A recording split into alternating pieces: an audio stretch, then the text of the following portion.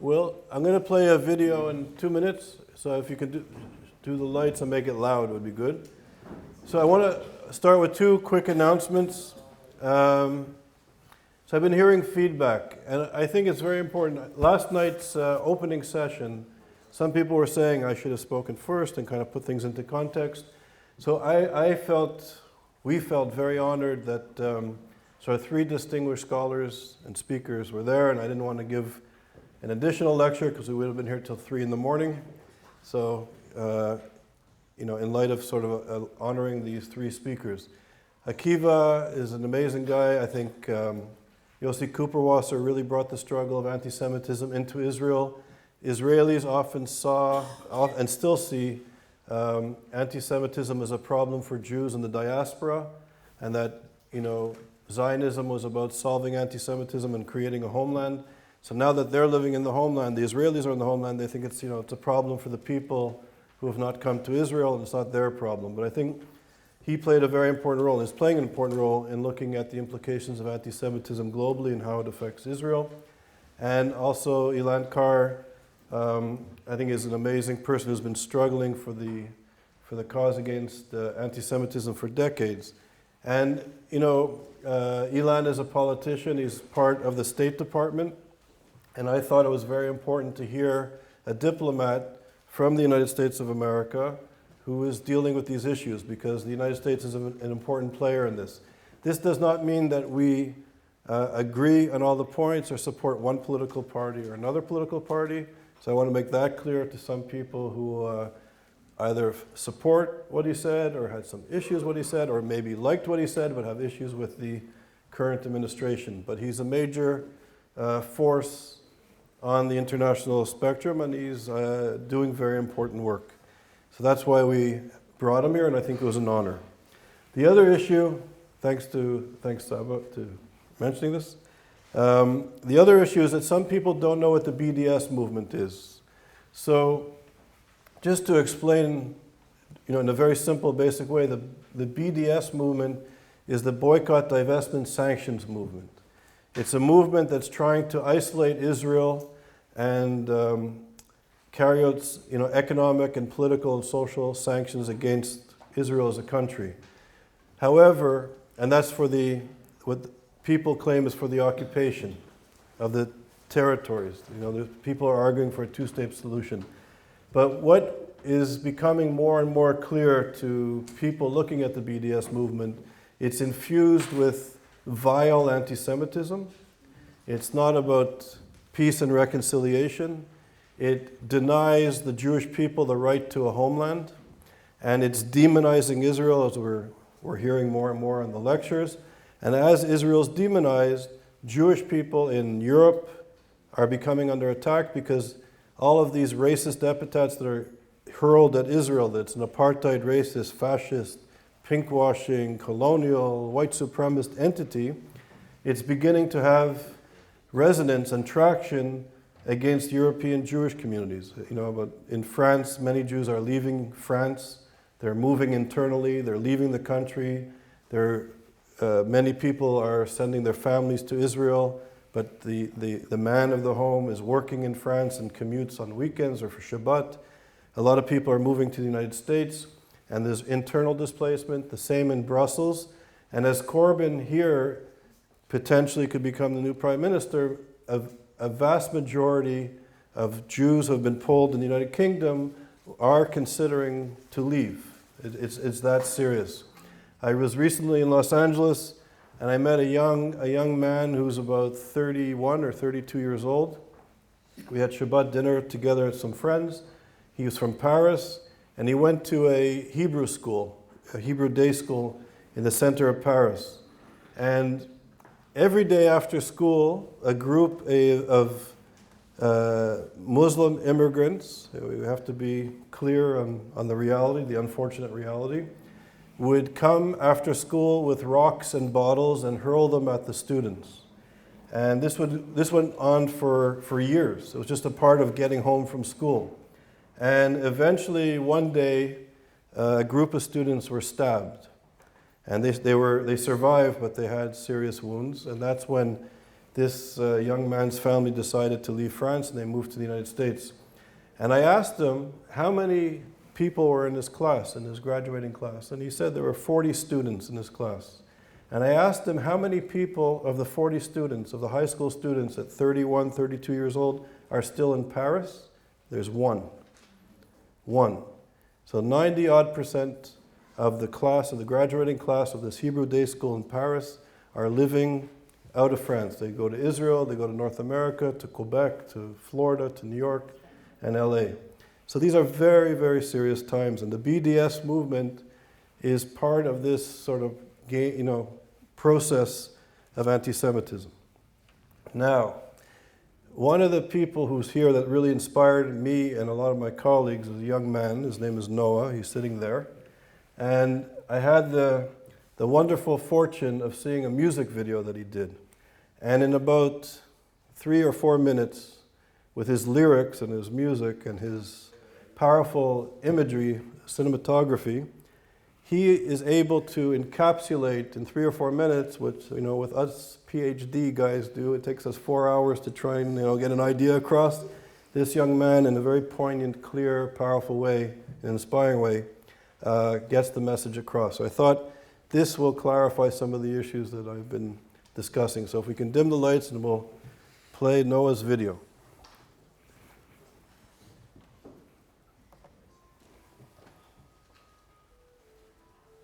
Can you make it louder?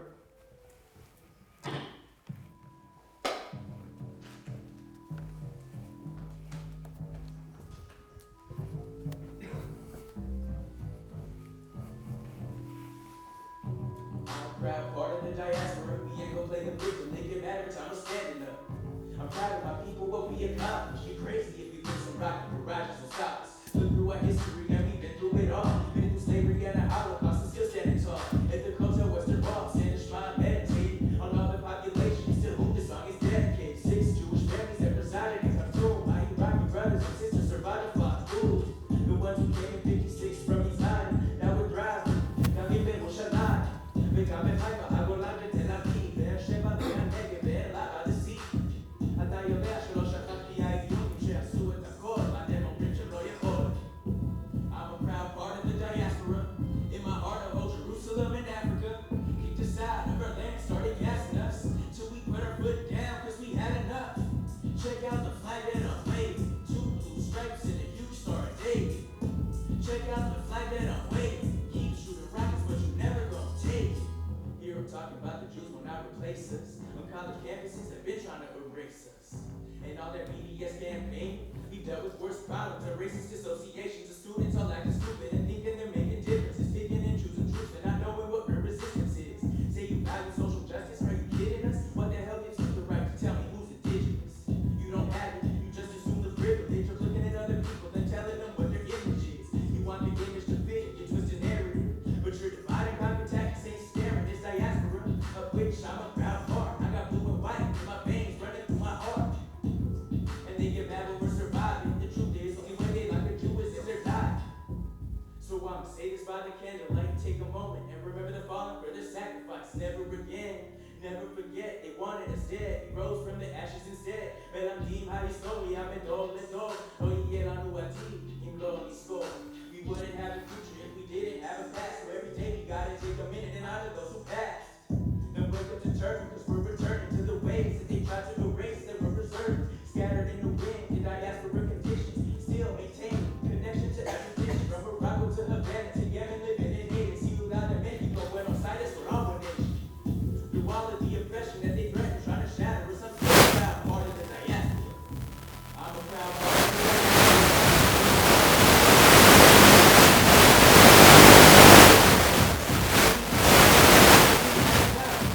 Check out the flag that I'm waving. 2 blue stripes and a huge star of David. Check out the flag that I'm waving.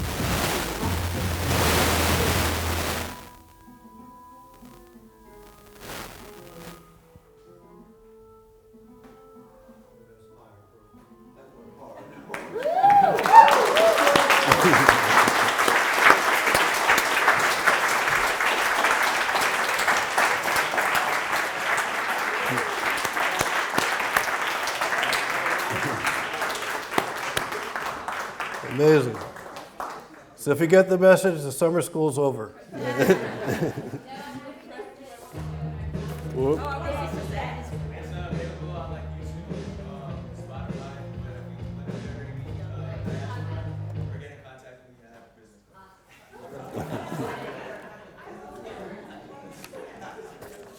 All right, so Noah, thank you. It's very powerful and important.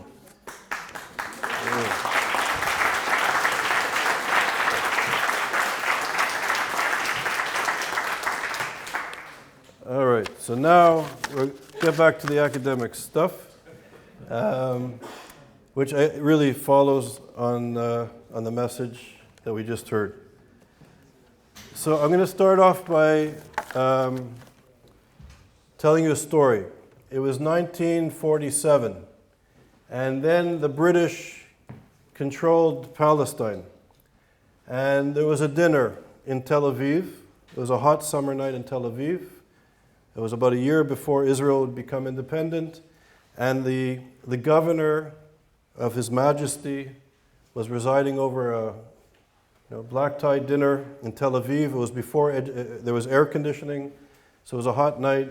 Everybody's wearing their tuxedos and their gowns, and there's a big banquet, and at the head table is the governor and the leaders of the Zionist movement, including David Ben-Gurion. And Israelis are a little bit informal, and it was hot. So David Ben-Gurion took off his top hat and he put it on the floor, and he took off his bow tie and undid his button and took his jacket and put it on the back of his chair. And at the end of the table, the governor was seething. He became red, he was upset, he was angry, and he scribbled a note to his assistant, and he gave it to the assistant. The assistant brought this note to David Ben-Gurion, the first prime minister of Israel, and he opens the note, and he said that this is a formal diplomatic dinner, and this is a diplomatic insult, and put back your top hat and suit and tie on immediately. So Ben-Gurion wrote back a note saying, it's okay. Winston Churchill said it's fine. And he gave the note back to the guy. The guy brings it to the governor, and now he's really upset and seething. At the end of the dinner, the governor walks over to Ben-Gurion, and he said, look, this is a serious diplomatic issue. I'm sending a text to 10 Downing Street to London, and this will be a serious issue that Prime Minister Churchill will take up with the leaders of the Zionist movement, and this is a tremendous insult. And he said, what do you mean Churchill said it was okay? So he said a few months ago, the leaders of the Zionist movement were at 10 Downing Street in London, and they were having a meeting with the cabinet of the British government about the future of Palestine and the future of Israel.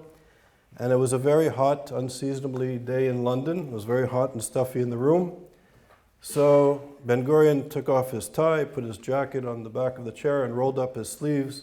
And Churchill looked at him. He said, I don't give a damn what you do in Palestine, but here, put your suit on. Well, so I guess the Jewish people have to be creative, is a message. So I'm going to speak about globalization and anti-Semitism. And in a sense, anti-Semitism is a complex and perplexing form of hatred. Some observers, like Robert Wistreth, call it the longest hatred. It spans centuries of history, infecting different societies, religions, philosophical and political movements, and even civilizations.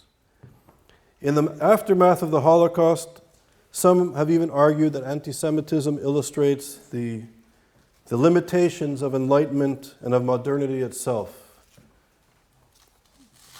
Manifestations of anti-Semitism occur in numerous ideological based narratives and constructed identities of belonging and otherness.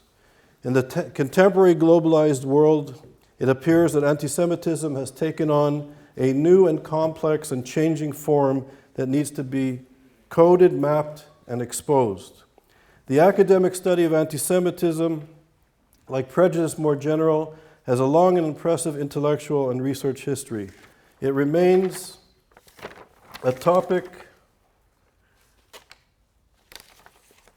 of ongoing political importance and scholarly engagement. However, the study of anti-Semitism largely remains outside of the academy.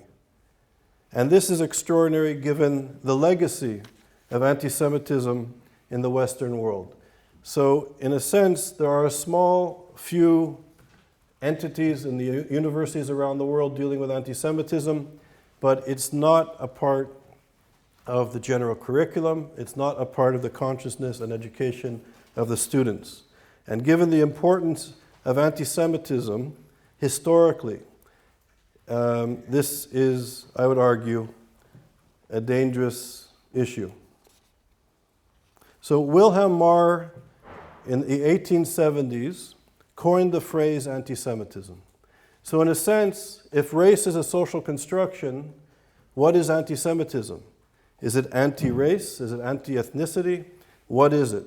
So the term anti-Semitism, in a sense, is also inherently problematic and contains contradictions, though we at ISGAP use it despite these problems.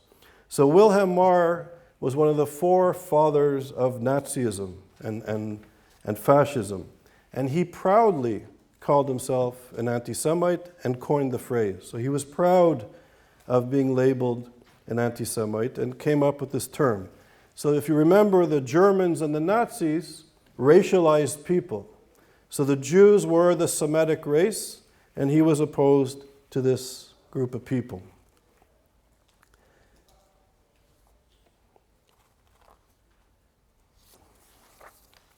So I'm going to speak about the history of anti-Semitism in a very broad brush. So forgive me for condensing thousands of years of anti-Semitism in a few moments. But I would argue that there's three phases or three aspects of anti-Semitisms with an S. I think there's three different types of anti-Semitisms.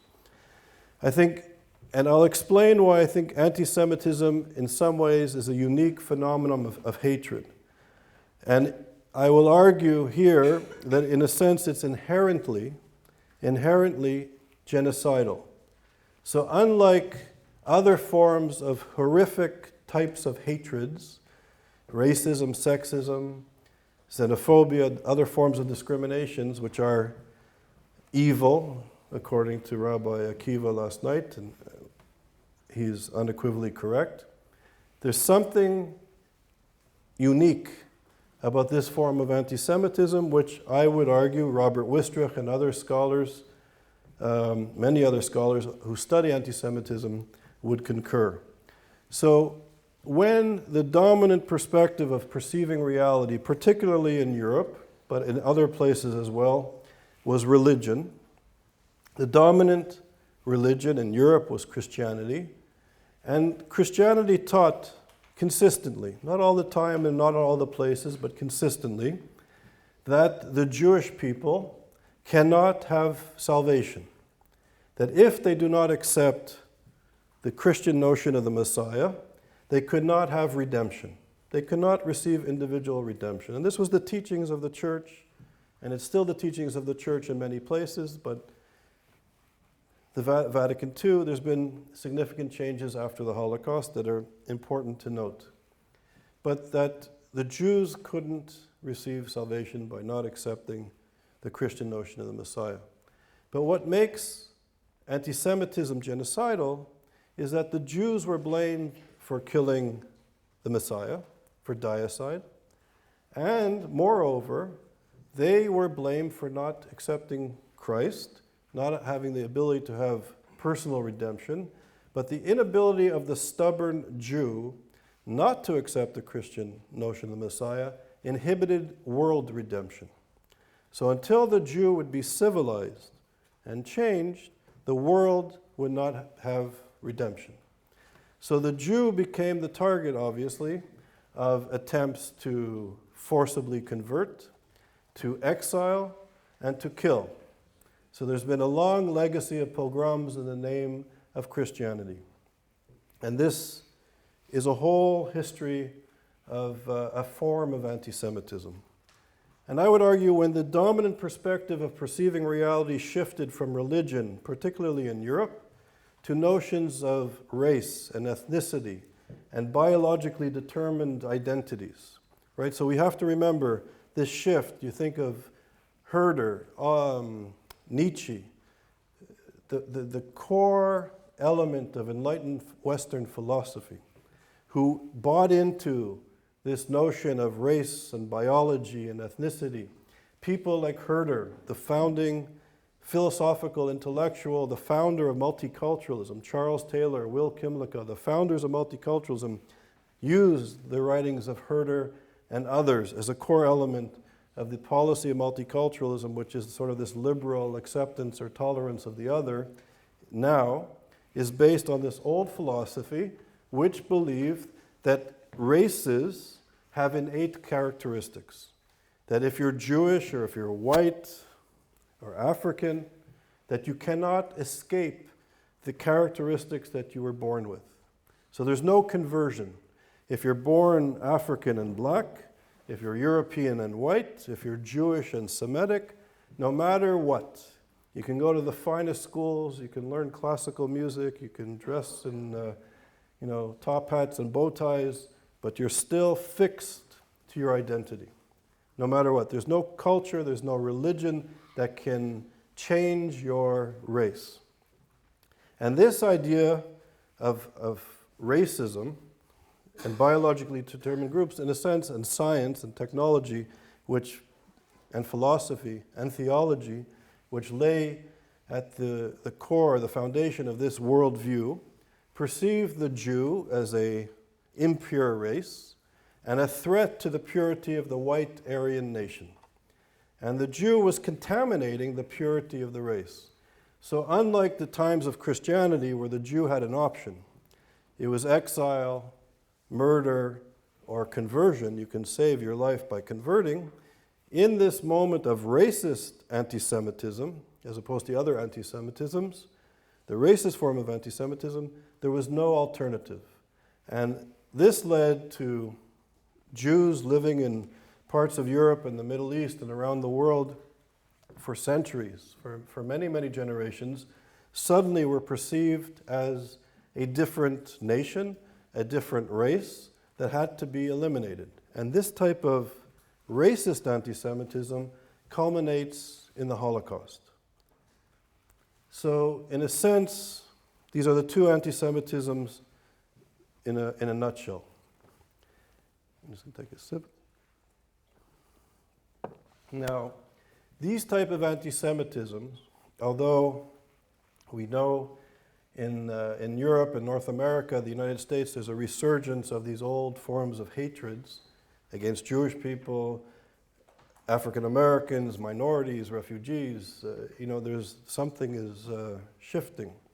But I would say that in the university, in the media of record, in liberal institutions, in our Western societies, these type of anti-Semitisms, the Christian form of anti-Semitism and the racist form of anti-Semitism, is largely not tolerated. And I think that if somebody would utter this type of idea in a faculty meeting or in a classroom or do an op-ed in the New York Times or the Guardian or Le Monde using this type of anti-Semitism, I believe that they'd be in serious trouble and they could, it will affect their careers, their social circles. It would cause trouble for them, and rightfully so. But today, the dominant form of anti-Semitism, the accepted form of anti-Semitism, the encouraged form of anti-Semitism, the anti-Semitism that is becoming rapidly acceptable, is an attack on who Jews are as a people. This is the new anti-Semitism, or I would say the dominant form of anti-Semitism. So, the BDS movement, political Islam, the extreme left, the extreme right, demonizes Israel, demonizes the legitimate claims that the Jewish people have to their land. Their history, their culture is being erased by various extremist movements, and they are perceived as I've been saying, that the worst epithets you can hurl at a group of people, Israel and the Jewish people, are now on the receiving end. So Israel is illegitimate. Israel was created in Palestine. Israel is a colonial racist entity. Israel is an extension of Europe. Israel is an apartheid state. Israel is a pink-washing state. They use, Israel's democracy, so gay people have gay pride and they're citizens. That's not to say there's homophobia in Israel. There is, but they're legitimate citizens and protected under the law. They celebrate their identity. So the BDS movement, the Boycott, Sanctions, Divestment movement, will say that this is just Israeli propaganda using this for, gay pride parades and women's rights as just propaganda. They say this is organized pinkwashing.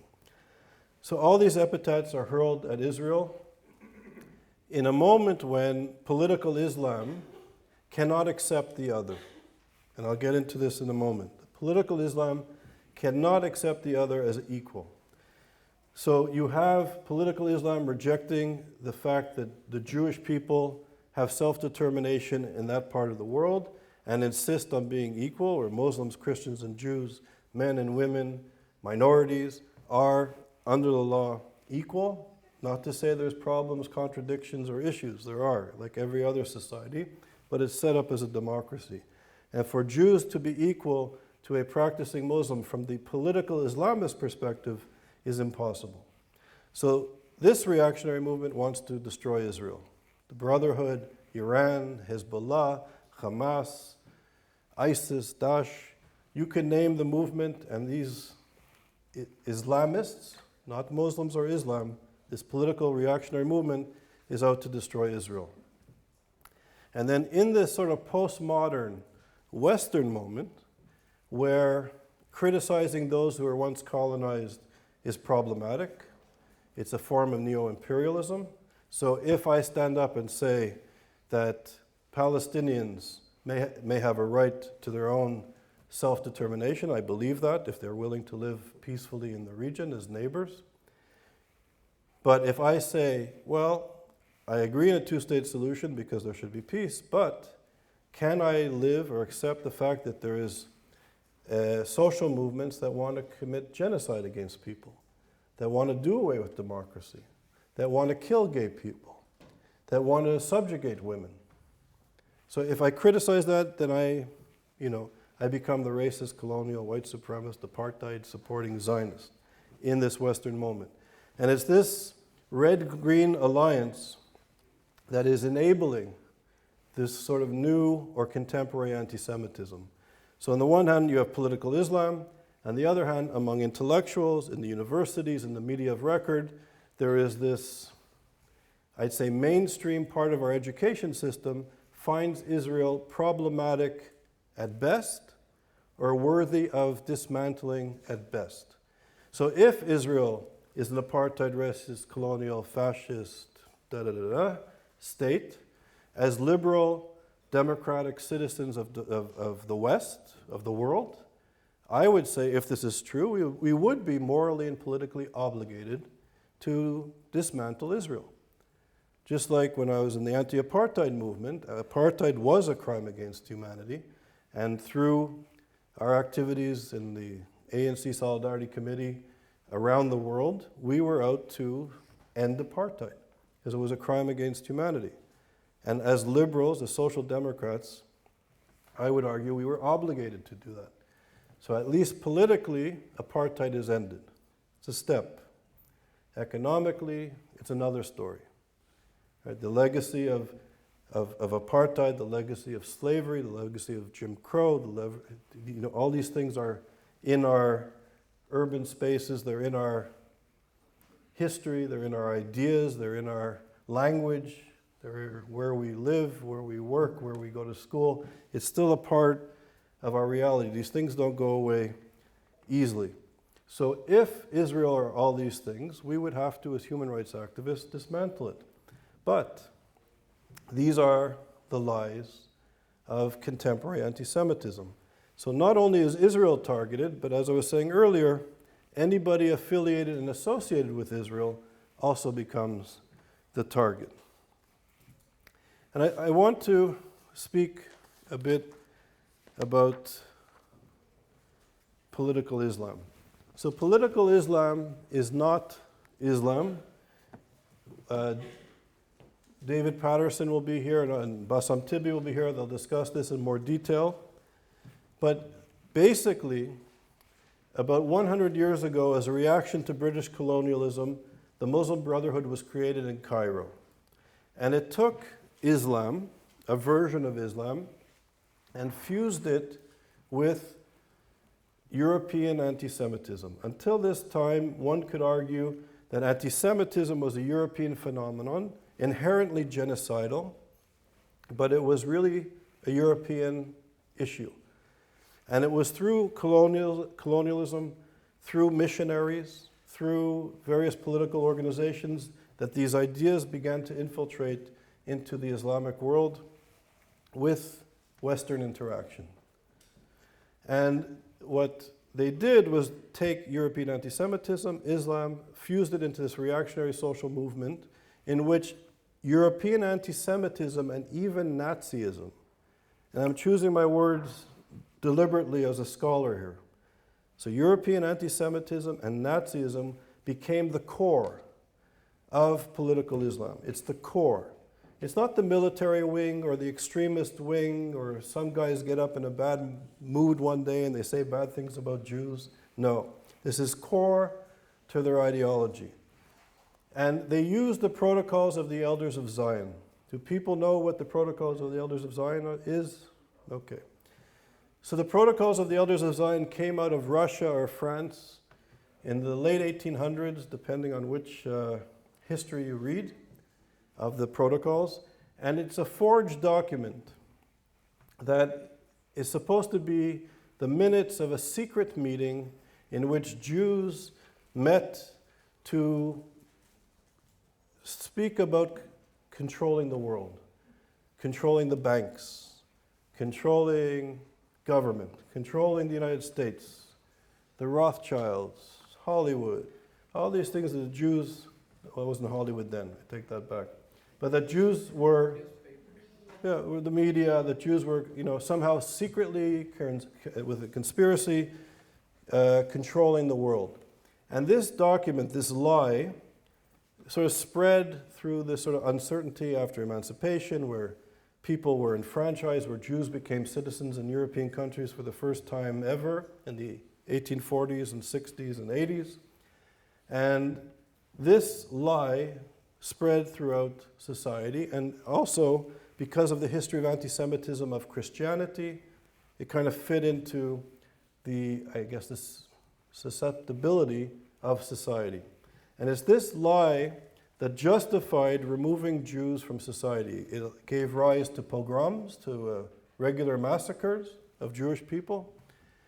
And it gave the legitimacy for the anti-Semitism became so far-reaching, it justified removing Jews from society, literally, putting them into ghettos, taking them out of their homes. The universities voluntarily giving up their Jewish professors and Jewish students, putting them into ghettos, and from the ghettos into concentration camps, labor camps. And as we know, this lie, these words and ideas played a crucial role in legitimizing the Holocaust. And what we learn as scholars, that words and ideas are very powerful. And the Holocaust did not begin with concentration camps or crematoriums or mass extermination. It began with words and ideas. And this is very crucial. If we can learn anything from history, this is it. Those words and ideas in the protocols of the Elders of Zion legitimize the removal of Jews and the extermination of Jews, of people. It completely dehumanized them, completely made them into enemies of humanity, enemies of Christianity, enemies of civilization, enemies of progress.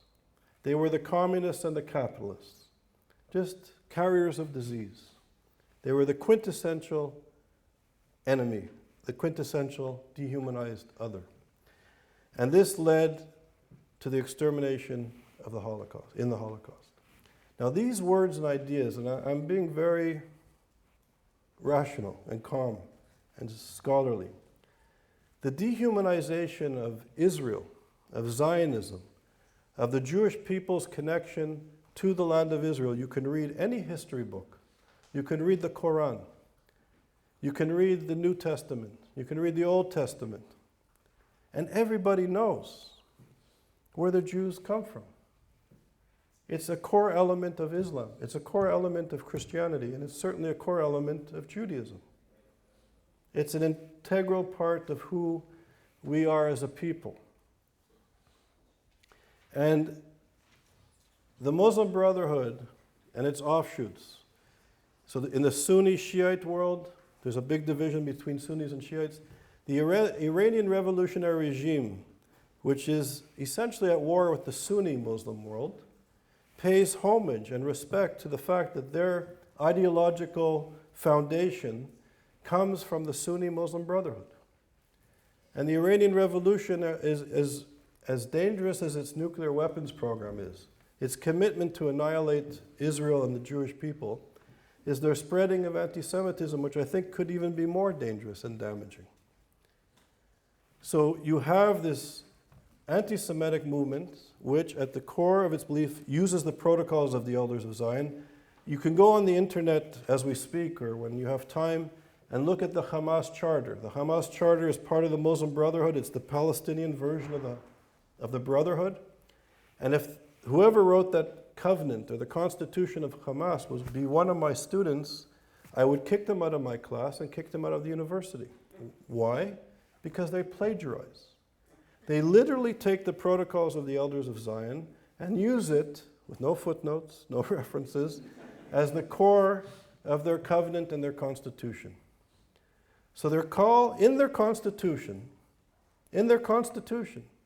for the annihilation of the Jewish people. It's not a policy, it's not the radical wing, it's a core element of their constitution. And this is what Western universities, Western governments, Western businesses are in partnership with. And do we wonder why, if political Islam, if the Nazis and fascists use this ideology and use it today in Europe or in Gaza or in Tehran or in Cairo or in Baghdad, in Aleppo, why are we surprised? Why are we surprised when Charlottesville happens? Why are we surprised when some Nazi goes into a synagogue in Pittsburgh or in San Diego? Or some Nazi goes and firebombs African American churches or goes in and shoots people on a Sunday praying in a church? Why are we surprised? Why are we surprised that when we sign an agreement, the United States and Western democratic leaders sign an agreement with the Iranian revolutionary regime and bring them into the family of nations in the international order, a regime that is openly and consistently, and a core element of the ideology, is not just to spread anti-Semitism in propaganda, but to carry out a genocide against Jewish people. Why are we surprised that after this agreement is signed and billions of dollars are given in cash, Boeing, Siemens, and multinational corporations line up to do business with this regime who oppress their people in the most horrific ways? Why are we surprised that militias are running around Iraq and Syria with this funding and committing a genocide? And liberal progressive people, when they hear people saying, wait a minute, this deal may not be too good for the region. It's not too good for the Jewish people. It's not too good for the Zionists, for Israel. We are met with silence or even a profound opposition, a dismissal from the conversation. But as Elie Wiesel said, anti-Semitism begins with the Jews, but it never ends with the Jews. And what is playing out in the Middle East, the dehumanization, the killing, the brutality, is because we've turned a blind eye to anti-Semitism. And this is the world that we've inherited. And this is the challenge of our time. Emmanuel Levinas, who was a great philosopher, do people know Levinas here? A few people know. So Emmanuel Levinas was born in Lithuania. He was a student in France. During the Holocaust, his entire family was murdered. They didn't die, they were murdered. And he survived, and he went on to become one of the most important philosophers of the 20th century. Some would say the most important. I won't argue with that. Certainly one of the most important, and I agree. I agree. And I think what he did, and you were saying this on the first night, for the first time, he took Jewish thought and Jewish ethics and brought it to the university. So there's a part of the Talmud called Pirkei Avot. And Pirkei Avot is the ethics of the Torah. So, the Jewish people believe, and Christians believe, and Muslims believe that Moses got the Torah on Mount Sinai. What Jewish people believe is that he got the written word. And like many cultures around the world that many of us here can identify with, there was also an oral tradition. And to understand the written word, you need the oral tradition. And Levinas brought the ethics from the oral tradition and from the written word for the first time into the European university. And one of the most powerful lessons of the ethics, which is tied very much to what Akiva was saying last night, and I think it's a cornerstone of the work of Levinas. And this, to me, is powerful, following what Rabbi Zweig was saying. Levinas argues, based on Jewish ethics, that when we see our face in the face of the other, when we see our face in the face of the other, that's the instant we become human. When we see our face in the face of the other, that's when we become human. So, based on that, and based on what Akiva was saying last night, in order to be wise, in order to be human, in order to be ethical, in order to be close to God, to have a relationship with God, you need the other. The other makes you better or makes you worse. You need the other to recognize the other and to see the commonalities that we have, that we're all created in the image of God. And if we're all created in the image of God, that means each of us have godliness or a truth, or what the Rastafarians say, I and I, which is powerful, that the godliness in I. And in other words, I need you to be wise. If I'm a racist, I've eliminated at least 1 billion opportunities for me to be wise. If I'm sexist, I've eliminated, 3.5, 4 billion opportunities for me to become wise. So if I categorize and dehumanize the other, I cheat myself. So I need the other. We need the other. The Muslim Brotherhood sees the Jew as emanating from the urine of donkeys. They see the Jew as coming from apes and pigs, the carriers of disease.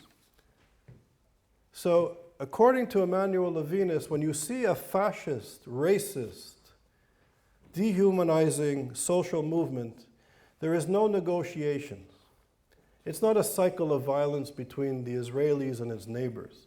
If this is the dominant representative of the neighbors in which the Jews see themselves around in the region, you can't negotiate with this. And this is what Levinas teaches us. If a social movement dehumanizes the other and teaches to obliterate it or to enslave it or to subjugate and segregate it, there's no negotiation. It's not possible. You have to negotiate with your enemy if at the very least you recognize each other as being human. Then you can negotiate. Then you can compromise. Then you can argue and debate. But if you don't see the other person as fully, equally human, there's a profound inability to negotiate. And this is the tragedy.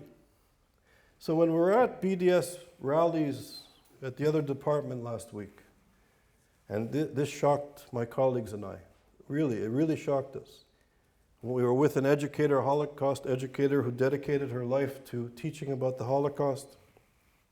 Her name is Barbara Wind.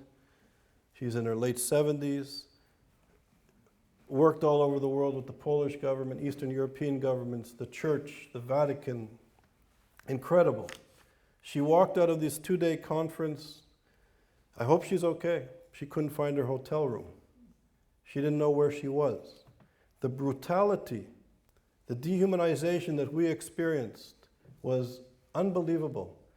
And you don't experience this, from the waiters and the waitresses and the porters and the decent working people of this country and of the United States. You experience it from the intellectuals.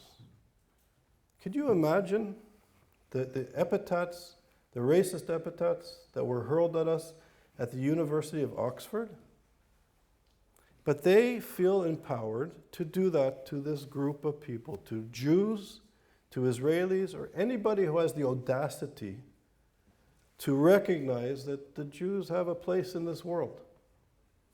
And this is the state of our education. So progressive liberals, human rights activists, right? Human rights that came out of the ashes of the Holocaust, human rights law that was written by survivors from the Holocaust, primarily, have now become a tool to smash the Jews. The tool that was supposed to help defend humanity has become the tool to smash the Jews. And this is a tool that is used to smash the Jews by liberals against the Israelis, who are in a region where across the line, across the border, what is going on? As an Israeli, as a Jew, I met my Palestinian neighbors and brothers and sisters and tried and worked. We had all kinds of groups, reconciliation groups that I referred to before. If there was something creative on the other side of the border that was diverse and multicultural, and there was art, and there was music, and there was philosophy, and people were being integrated, I would be there. I'd be the first person there. But on the other side of the border, tragically and pathetically, the Muslim Brotherhood and its offshoots are oppressing and killing and subjugating their own brothers and sisters.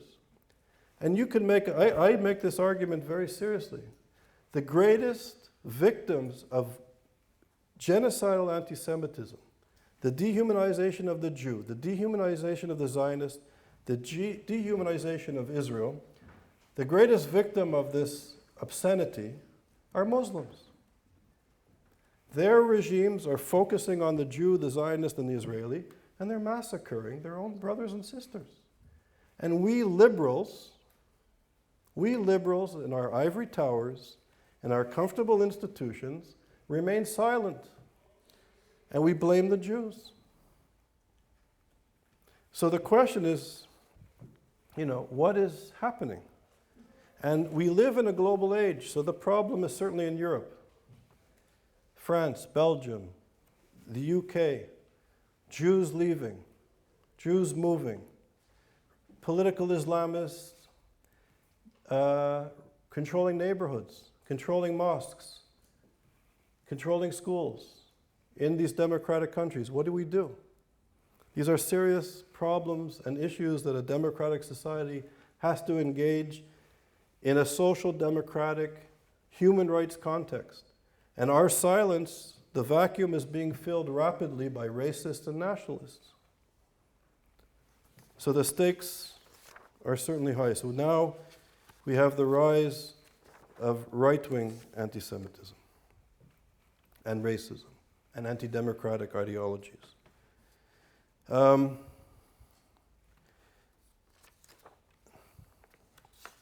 I think so just to put this in quick context, I think all of this is happening. I think this is what we need: interdisciplinary research. We need interdisciplinary scholarship. We need people from different parts of the world to engage these issues, because these issues are serious. In parts of Asia, Africa, these issues are serious.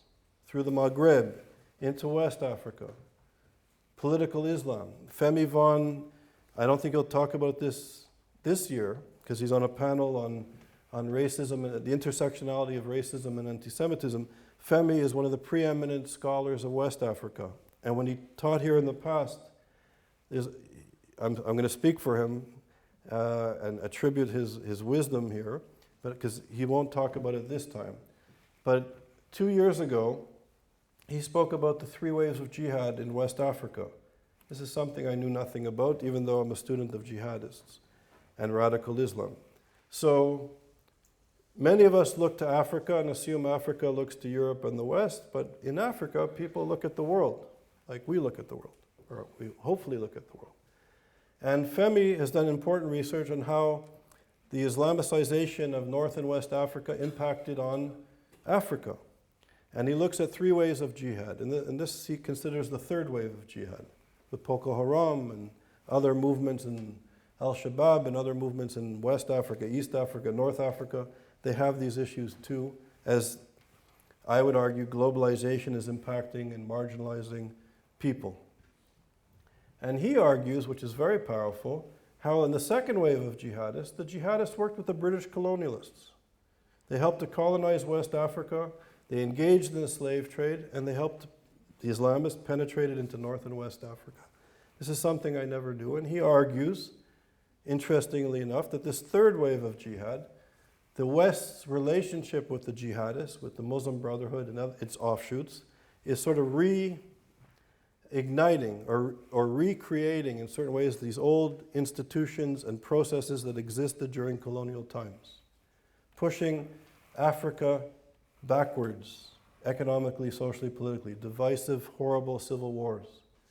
And the West perhaps aiding and abetting in various instances.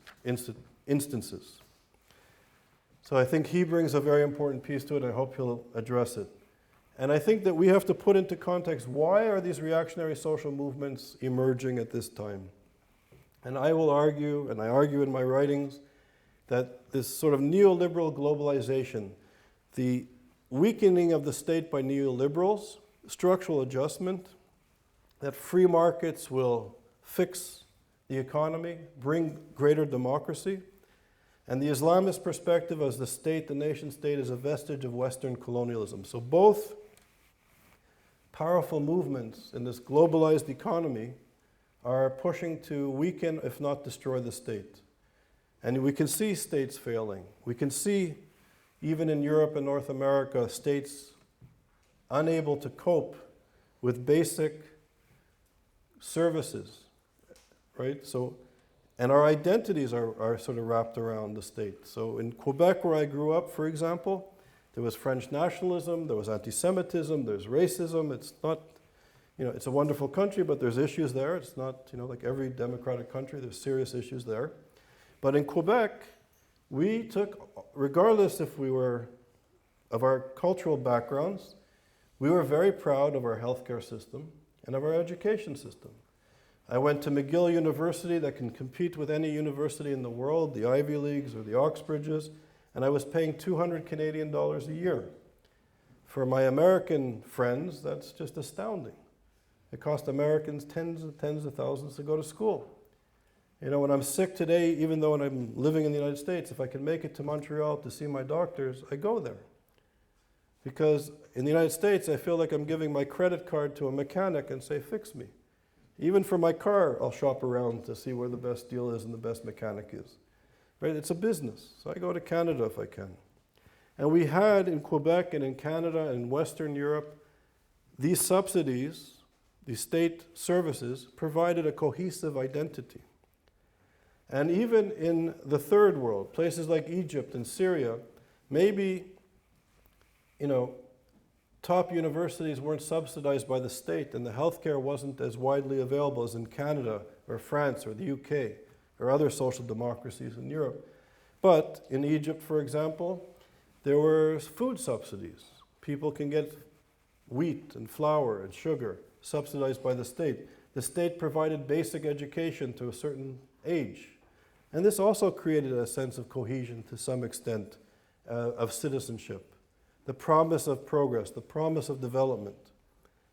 But as the states wither, our identities become more and more fractured. And these provide this vacuum in the Middle East.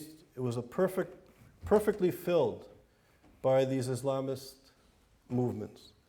And these spaces now, the silence of citizenship, of the migration crisis, of our silence in confronting anti-democratic forces, this vacuum is now being filled, obviously, by very populist and problematic politics. So, globalization. So I think we need an interdisciplinary analysis that looks at issues of power from different perspectives and from different parts of the world. So basically, I'm going to end it here, and we have some time for some questions and comments. First of all, I didn't get a chance to thank you yesterday, so thank you for having me. Pleasure. Thank you for a very interesting presentation. I wanted to ask you about something you were discussing about the Palestinian cause earlier in your presentation, and you said something about if the Palestinians were peaceful, if the Palestinians, did certain things to earn kind of a two-state solution or a state of their own. And I was wondering if you believe that people have to prove that they're deserving of their indigenous rights. Do you believe we hold ourselves as Jews to that standard? And do you believe that's a standard that should be held for all peoples to be like indigenous? Good question. Yeah, I agree with it, unequivocally, for sure. No problem.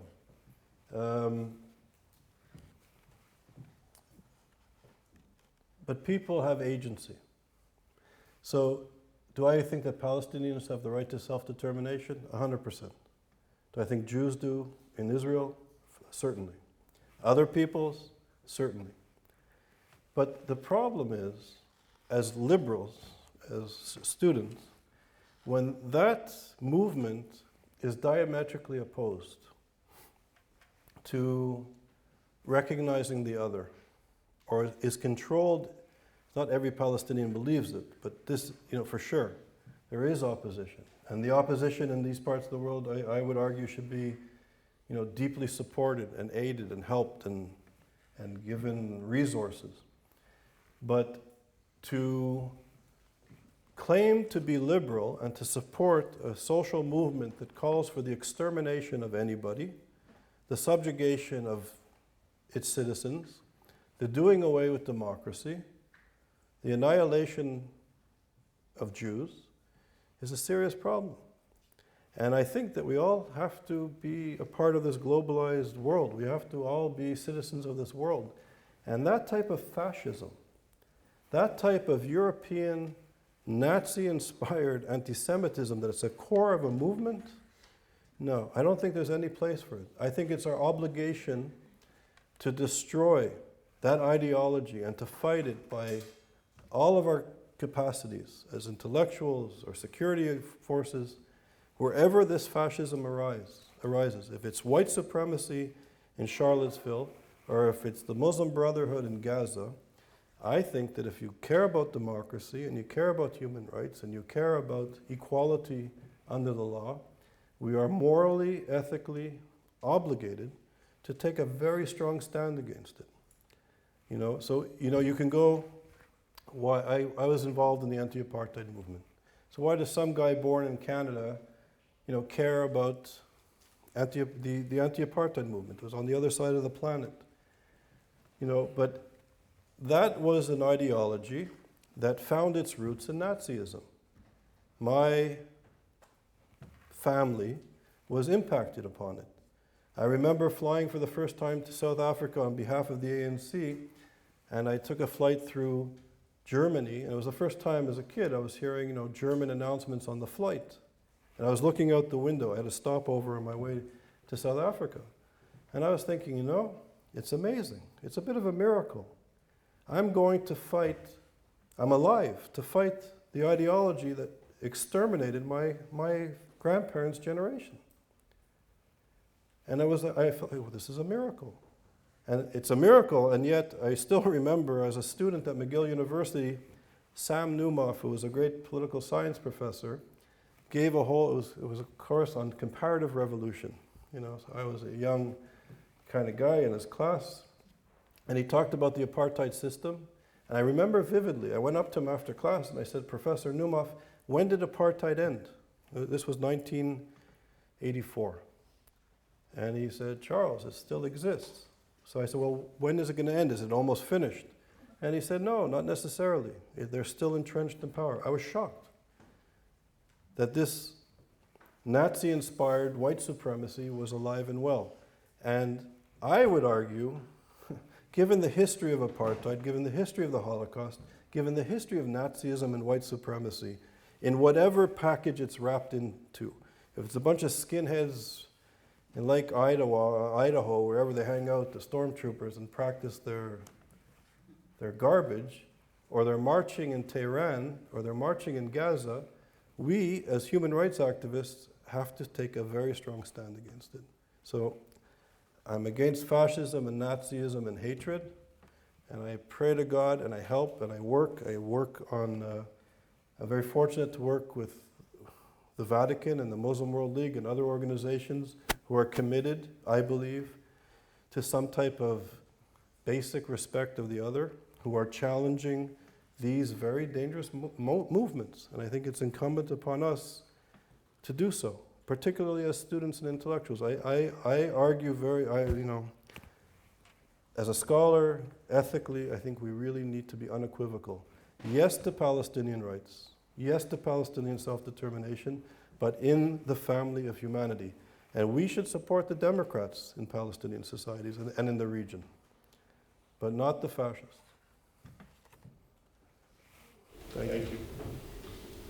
Dr. Small, I appreciate your lecture, and I appreciate that, as you mentioned a few times, this is an opportunity for us to educate ourselves around these issues and to engage each other, but also to challenge each other 100%. civilly on that battlefield of ideas. I'm wondering, though, you mentioned something earlier in your comments. You were talking about earlier in life, I think you were younger, you had a Palestinian friend or peer who you often engaged in these heated debates over. And in order to understand him better, you asked him to give you some books so that you could better understand his ideology, the ideology of the Palestinians and what have you. I wonder if for this 2-week session that we have here, if it would be good for us to hear from some of the intellectuals, some of the others, to better understand what we are trying to understand, obviously, here. And if there was a conscious decision not to have anyone speak from that particular ideology or books to read or what have you. So that's my first question. And then my second is, I would be remiss, we're talking about engagement. You mentioned Envoy Carr last night in his coming to speak, and obviously he's speaking directly to the administration's efforts surrounding anti-Semitism. But from my own perspective, and speaking to some of my peers who've been here, it turned into a bit of a political speech. And in terms of challenging, none of us were able to challenge. It turned into a bit of a political, and we get it. I certainly get it. I've interviewed people like him for a long time. But we weren't able to challenge some of the assertions, which frankly, no ideology, they were things presented as facts that could easily be challenged, and just by the simple fact of saying, well, by what measure are you saying that the Trump administration is the biggest friend of ally of Israel ever? So my first part of my question is about whether we should hear some divergent voices, and the second is just about the lack of being able to challenge.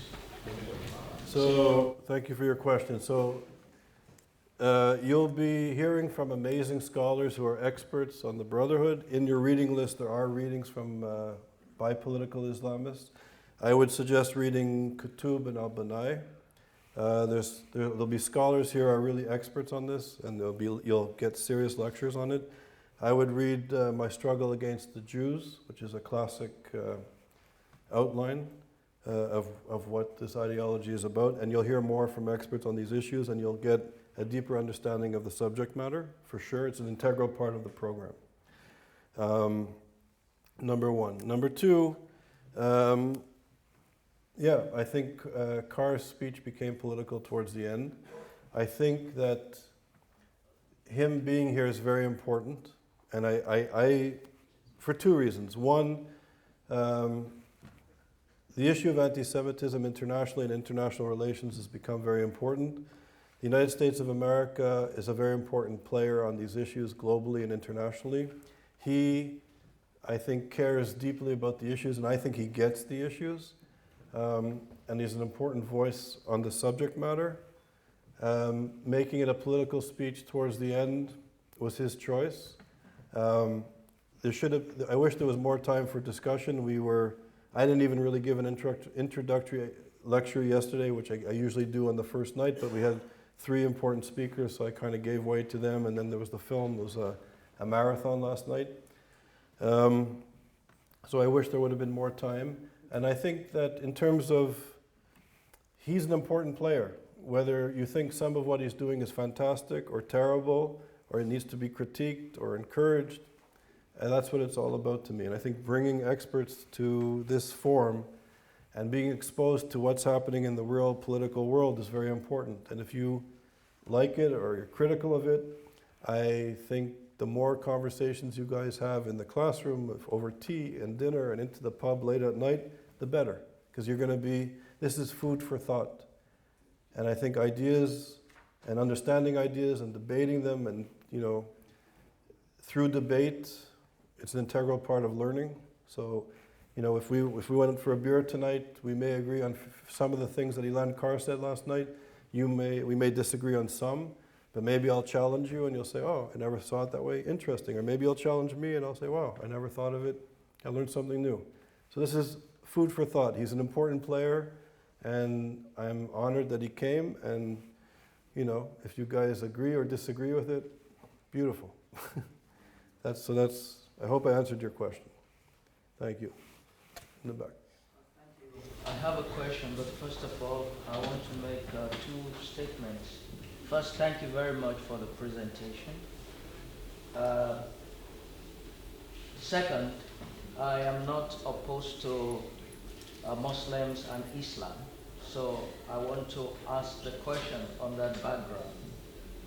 Is there any chance, any possibility that political Islam predates the Protocol of Zion, the Protocol of the Order of Zion, and that the Protocol of Zion provided political Islam with the language and narrative that made its centuries-old hatred tolerable to the modern world?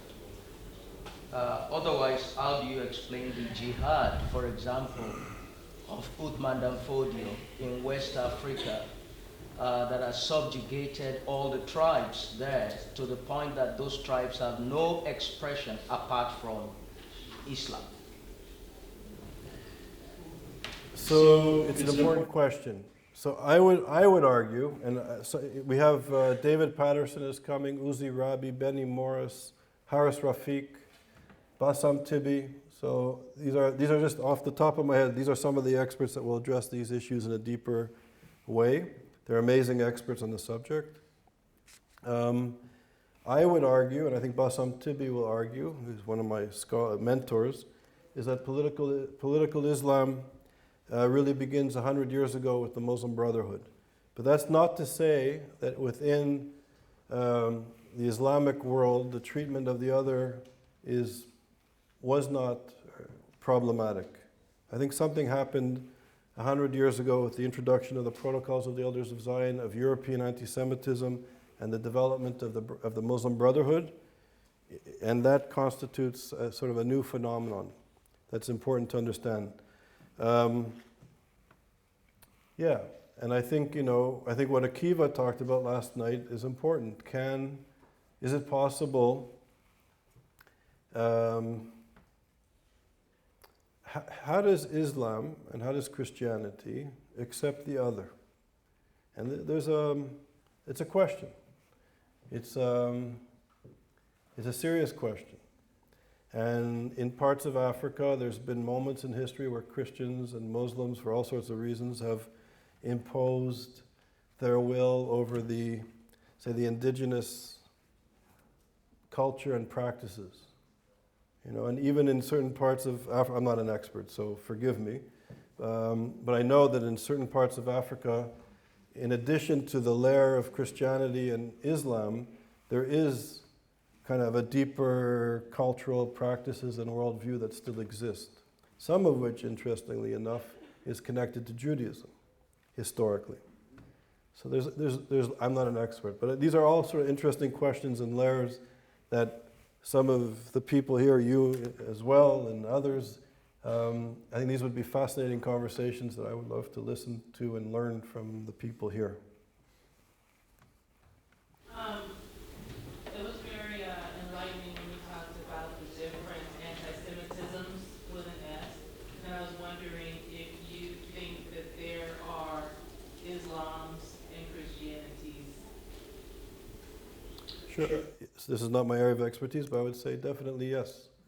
And even in the sort of the most difficult historical periods of anti-Semitism vis-a-vis the relationship with the church and Christianity, there were different interpretations of Christianity and acceptance. And in Islam, the same. There were moments where some of the greatest Jewish philosophers and Muslim philosophers were both revered by both peoples and religions. So there's a lot of overlap. And I hope part of the work that we're doing, it's been fascinating. Meeting with Dr. Muhammad Al-Isa of the Muslim World League and some of his colleagues, we've sat and learned together. I gave them a big book of Pirkei Avot, and we discussed it for, several times for many, many hours. So there's a lot of possibilities. And I think as the geopolitical situation in the Middle East is shifting, there is a bit of a rapprochement potentially starting between the Sunni world and the Israelis. I'm of the belief that it's probably short to middle term. It will be around not for a long time, but maybe for short term, medium term possibilities. But in this moment, perhaps it will be possible for the region to see each other as real. For the Muslims, for the neighbors of Israel to see who Israelis and Jews really are, and for Israelis to see who the Saudis and the Gulf state people really are. So if we can begin to see each other, despite maybe the political regimes and actors, maybe this could be a step for something further. But there's something beginning to shift that has, I think, some potential for Muslims and Jews and Israelis to begin to see each other. We have deep common concern right now. So we have to work together to overcome them, and maybe the Iranian revolutionary regime is doing something good by making the Sunni groups and the Israelis work together. So your point is well taken. Thanks. Thank you, Asha, for this very sometimes painful, but extremely insightful. Thank you so much. Whether this is really a question or whether this is a conversation that perhaps we all can have and reflect on, it's about neurodiversity. Why is it that it's not that I'm thinking about how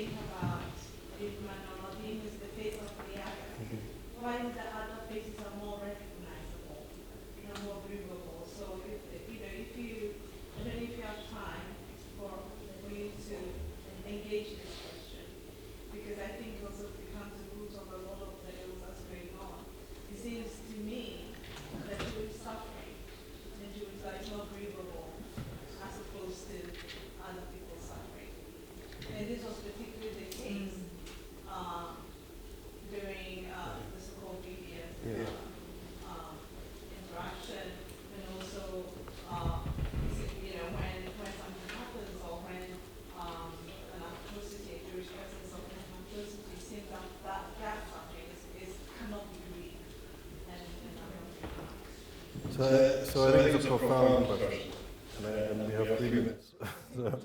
I'm not going to be able to answer the profound element of the question, but I'll say this as a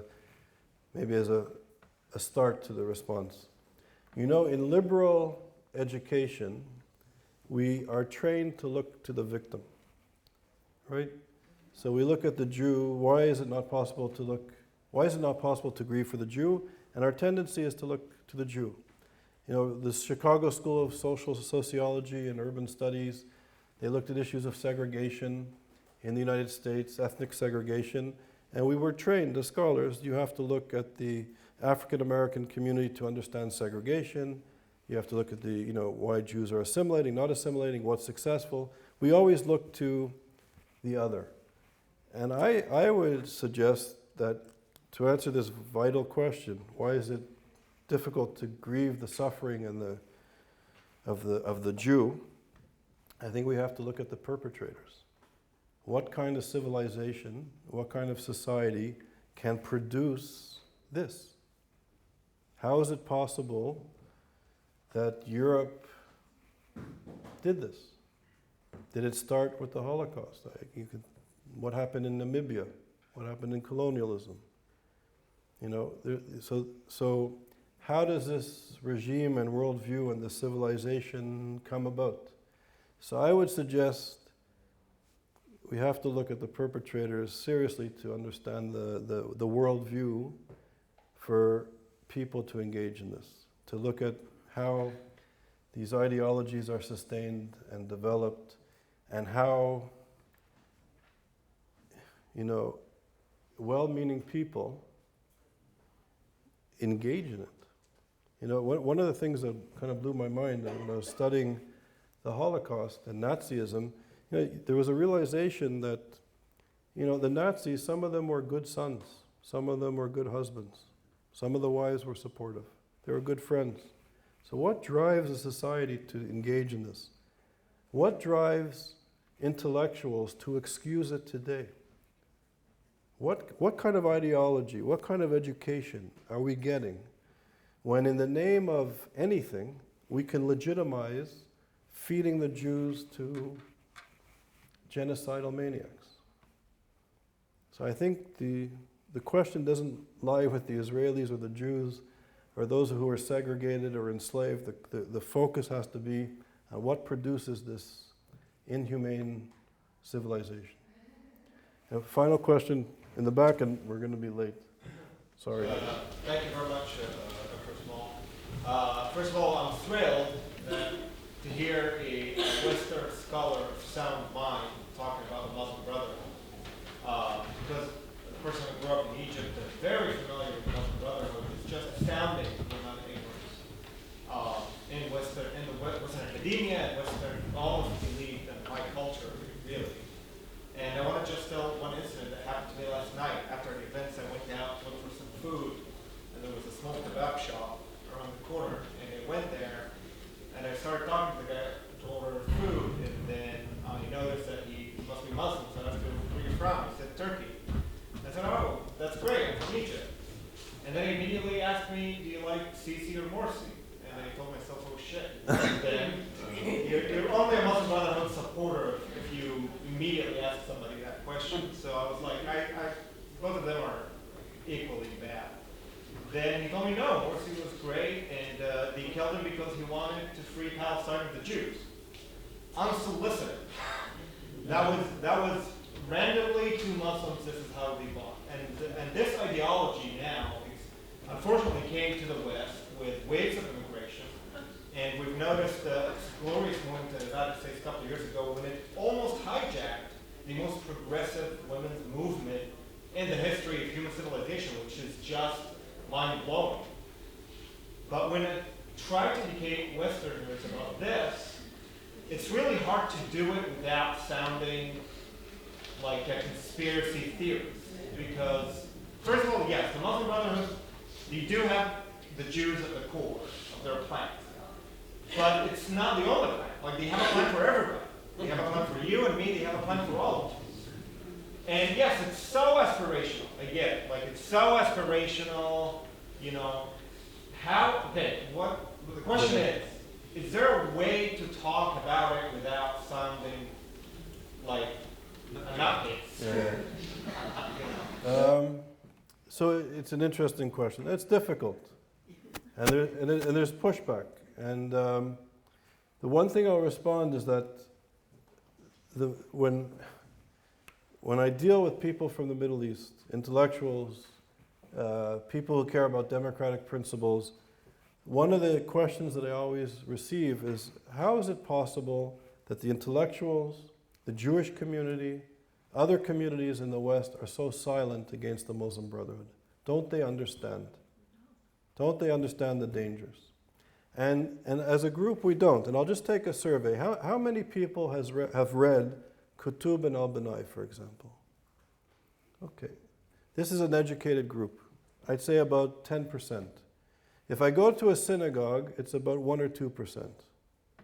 If I go to a liberal arts university, it's 1 or 2%. It's nothing. And the audacity is that we're supposed to care about ideas. So people are ignorant. They don't bother to read. This is the cardinal rule of a student. This is a cardinal rule of a scholar. You read. You know, when we were at Oxford, we made arguments in our papers.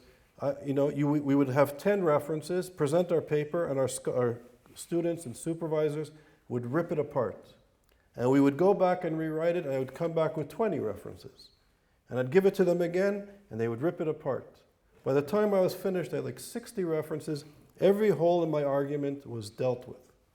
Now, there are people here, and there are people in the university that have not read a damn thing, and they pontificate.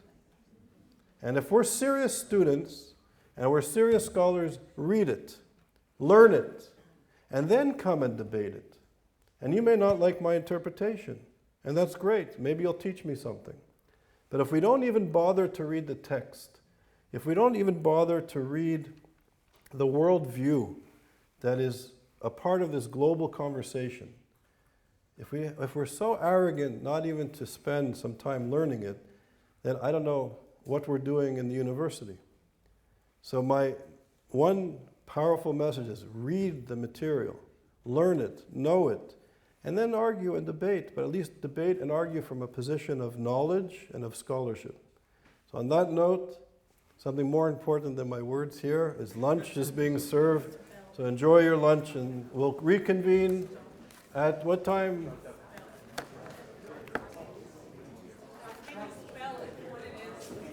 Kutub and al-Banai.